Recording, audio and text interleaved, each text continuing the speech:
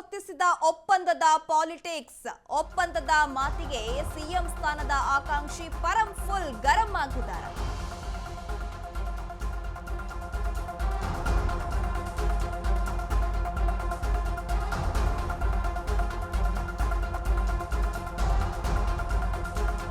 ಕಾಂಗ್ರೆಸ್ನಲ್ಲಿ ಕಿಚ್ಚು ಹೊತ್ತಿಸಿದ ಒಪ್ಪಂದದ ಪಾಲಿಟಿಕ್ಸ್.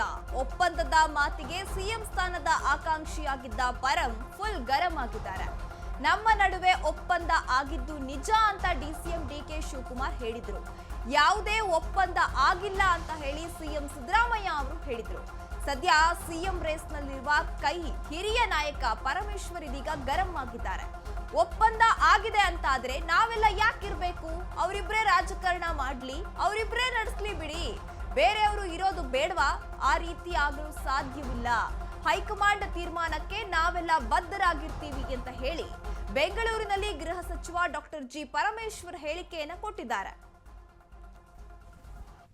ಯಾವ ಒಪ್ಪಂದ ಆಗಿರೋದು ನಮಗೇನು ಗೊತ್ತಿಲ್ಲ, ನನಗೇನು ಗೊತ್ತಿಲ್ಲ. ನಾನು ಯಾರು 2-3 ಜನ ಕೇಳಿದೆ, ಡೆಲ್ಲಿ ಒಳಗೂ ಕೇಳಿದೆ, ಇಲ್ಲೂ ಕೇಳಿದೆ. ಯಾವ ಒಪ್ಪಂದನೂ ಯಾರೂ ಆಗಿದೆ ಅಂತ ಎಲ್ಲೂ ಯಾರೂ ಹೇಳಿಲ್ಲ. ಶಿವಕುಮಾರ್ ಅವರು ಏನೋ ಅರ್ಥದಲ್ಲಿ ಹೇಳಿದಾರೋ ಗೊತ್ತಿಲ್ಲ ನನಗೆ. ಅದಕ್ಕೆ ಸಿದ್ದರಾಮಯ್ಯನವರು ಮಾನ್ಯ ಮುಖ್ಯಮಂತ್ರಿಗಳು ಇಲ್ಲ ಅಂಥದ್ದೆಲ್ಲ ಒಪ್ಪಂದ ಏನೂ ಆಗಿಲ್ಲ ಅಂತ ಅವ್ರು ಹೇಳಿದ್ದಾರೆ. ಸ್ಪಷ್ಟವಾಗಿ ಸ್ಪಷ್ಟೀಕರಣ ಕೊಟ್ಟಿದ್ದಾರೆ. ಈಗ ಒಪ್ಪಂದ ಆಗಿದೆ ಅಂತಂದರೆ ಮತ್ತು ನಾವೆಲ್ಲ ಯಾಕಿರ್ಬೇಕು? ಅವರಿಬ್ಬರೇ ರಾಜಕಾರಣ ಮಾಡಿ ಅವರಿಬ್ಬರೇ ನಡೆಸ್ಬಿಡ್ಲಿ, ಬೇರೆಯವ್ರು ಯಾರು ಇರೋದೇ ಬೇಡವಾ? ಅದೆಲ್ಲ ಆ ರೀತಿ ಏನೂ ಆಗಲಿಕ್ಕೆ ಸಾಧ್ಯ ಇಲ್ಲ. ಅದರಿಂದ ಹೈಕಮಾಂಡ್ ಅಂತಿಮವಾಗಿ ಏನು